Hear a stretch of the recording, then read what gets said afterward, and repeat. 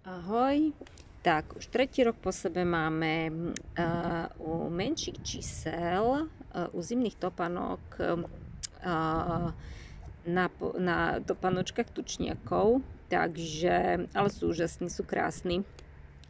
Takže toto je model v takejto krásnej ružovej farbe, ešte by som povedala, že aj šperleťovej, keď zasvieti slniečko, tak sa bude topánočka krásne lesknúť.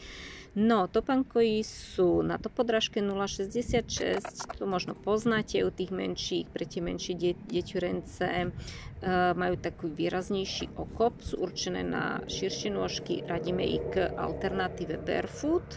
Majú krásne mäkký predok, aj široký, a vzadu za pätou sú spevnené.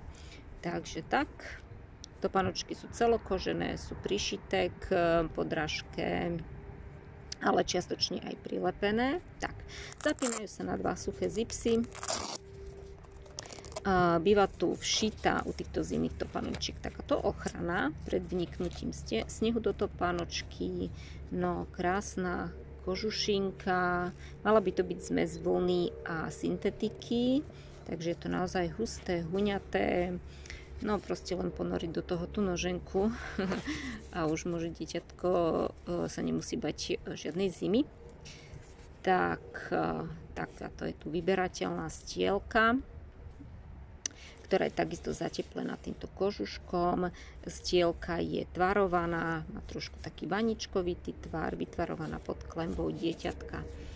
Takže podrážka 0,66, takáto členková, na takú mestskú zimu by som povedala, do Bratislavy alebo na juh Slovenska. Takže super.